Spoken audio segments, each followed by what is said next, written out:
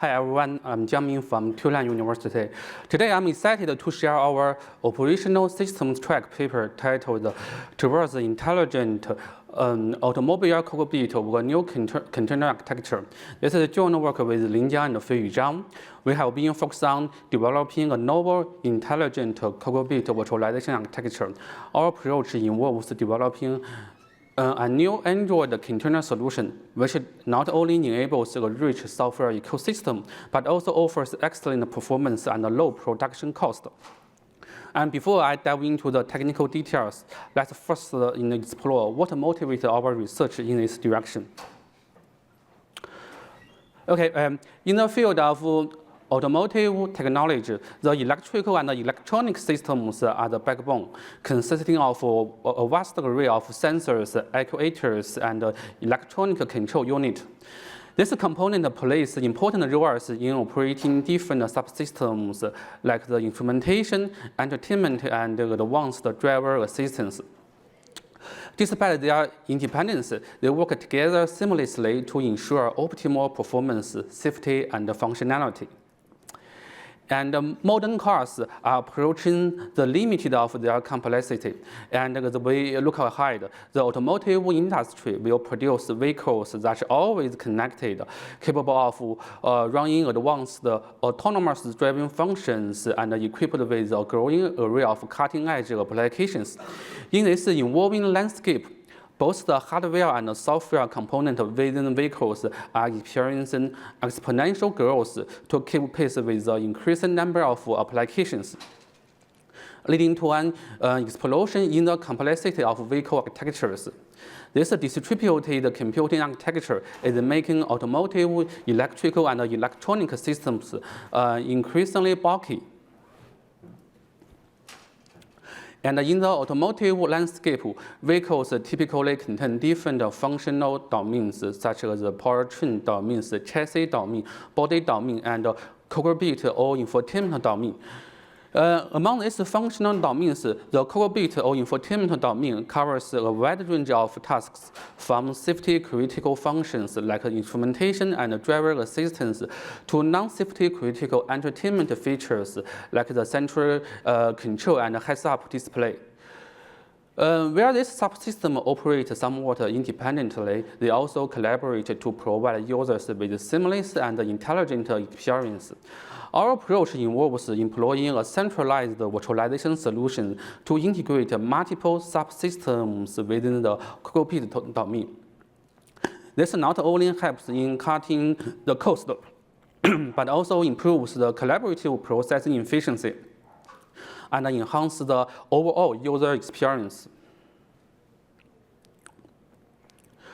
Currently, commercial intelligent cockpit virtualization products are dominated by the hypervisor-based solutions such as the QNX hypervisor, integrated multivisor, and PackOS hypervisor.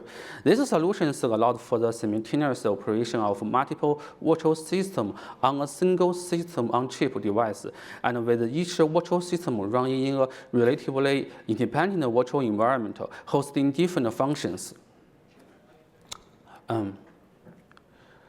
These vehicle hypervisor solutions typically adopt a microkernel architecture.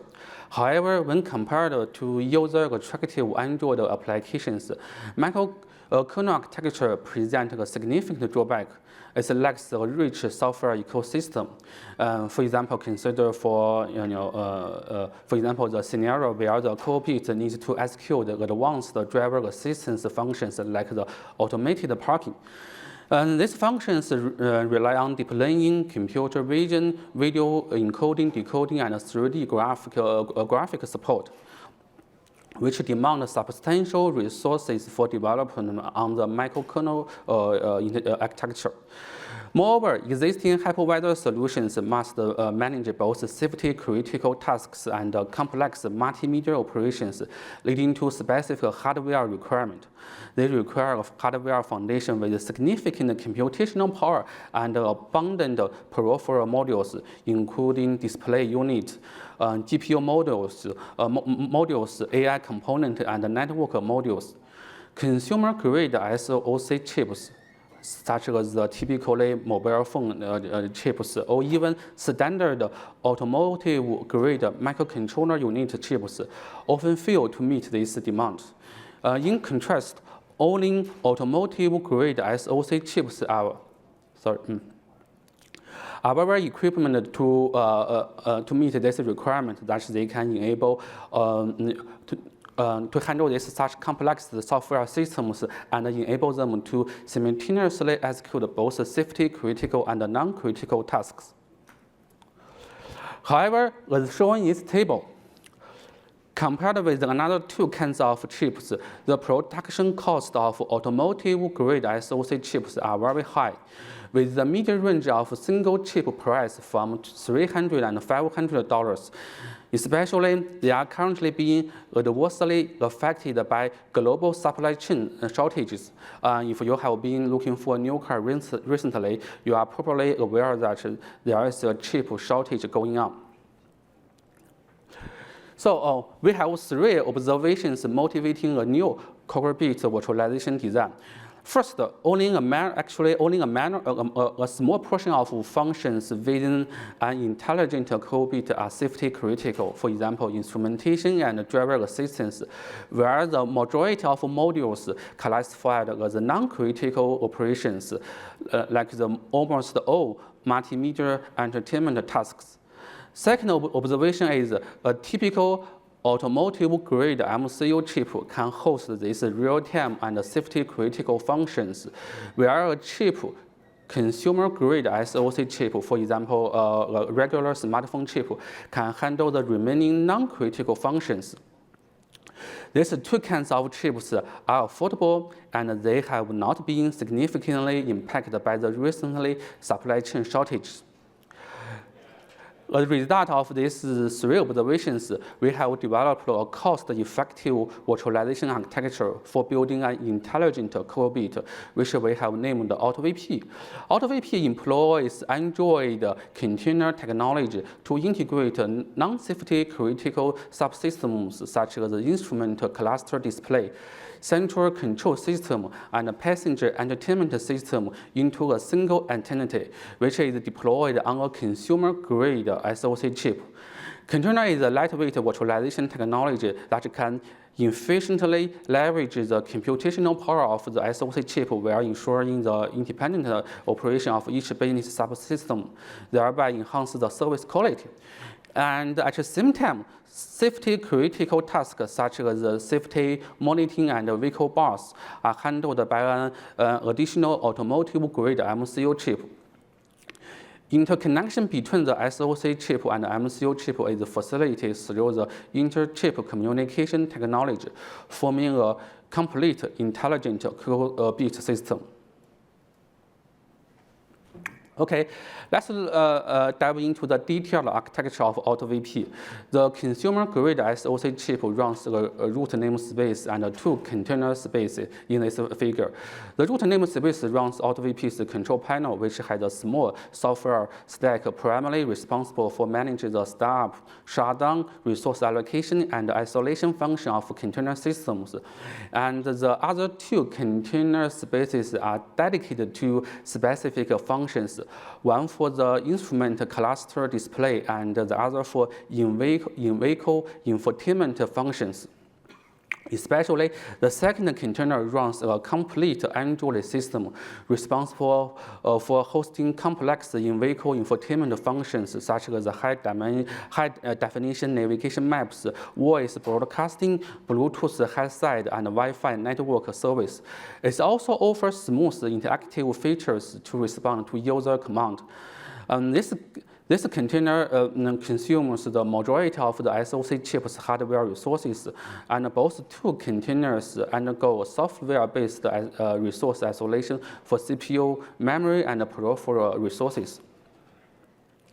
It's worth mentioning that AutoVP supports multiple Android containers. For example, two isolated Android containers can host separate in-vehicle infotainment systems, one for the driver and another for the co-driver, also the front passenger.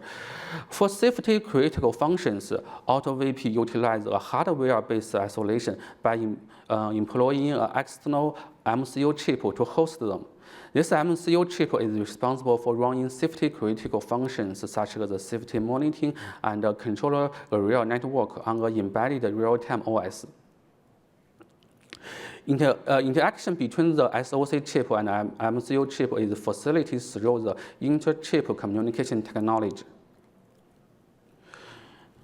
And the development of an in-vehicle container presents many challenges, ranging from intricate hardware resources multiplexing to the need for a fine-grained isolation mechanism and to interaction with safety-critical tasks. Next, let me briefly introduce our device virtualization method, which can be classified into 3 categories. First, if the hardware base supports multiple instances of the same type of device, each can serve different virtual systems. For instance, in an automotive cockpit, there may be multiple touchscreen displays. These displays can be allocated to different virtual systems by modifying the system configuration. Second category is the kernel-level device virtualization.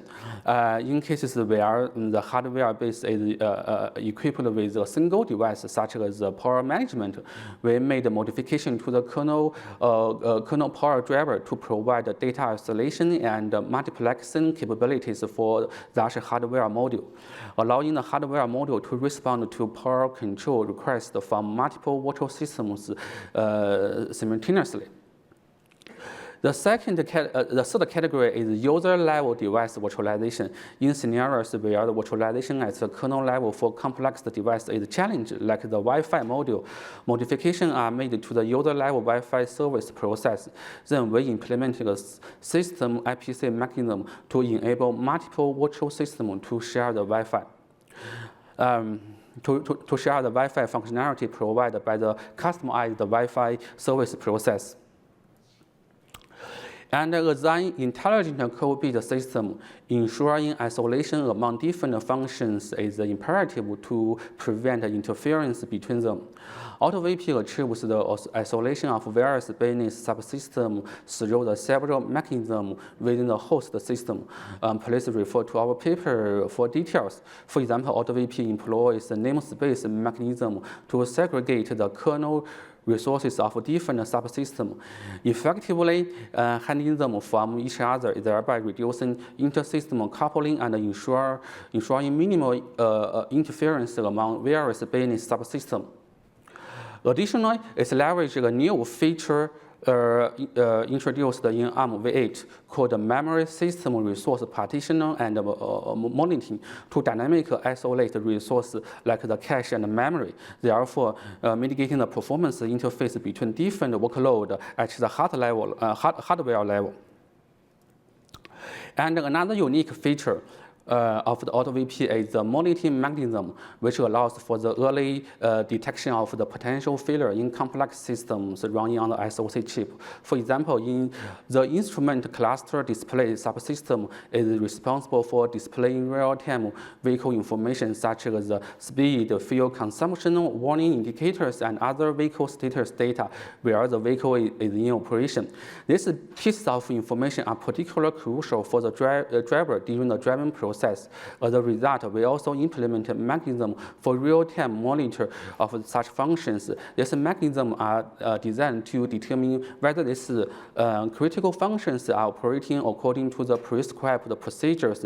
In the event of any irregularities or malfunction detected in these critical functions, the system must immediately alert the driver and execute the redundancy function to fix these abnormal functions. Okay, let me quickly summarize our experiment result. Our experiment focused on measuring performance metrics from 7 aspects, including startup time, memory usage, battery consumption, CPU, GPU, network performance, and real-world workload. The examples of real-world workload include dashboard, navigation, music, movie, climate control, vehicle settings, infotainment, Bluetooth connectivity, and voice navigation and reverse camera. We compared AutoVP with a hypervisor-based in-vehicle virtualization on the same automotive-grade SoC chip. Each in-vehicle virtualization solution runs 3 subsystems. They are the system domain, instrument cluster display, and in-vehicle infotainment. The green bar represents AutoVP, and the blue bar represents the commercial hypervisor product. The advantage of AutoVP lies in its ability to ensure efficient utilization of system resources by the Android container. In summary, AutoVP incurs lower performance overhead. When examining this series of comparisons, AutoVP containers outperforms the hypervisor solution in most cases. AutoVP has been deployed in 2 flagship electrical vehicle models under the leading automotive manufacturer. The installation volume in the past year has exceeded 1 million units, and we have released a prototype of AutoVP at the GitHub.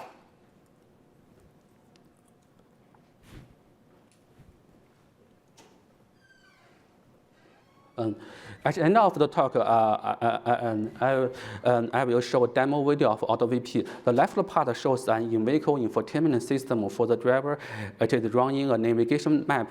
The top right shows an in-vehicle infotainment system for the co-driver. It's displaying a video. And the bottom right is the instrument cluster showing the real-time vehicle information.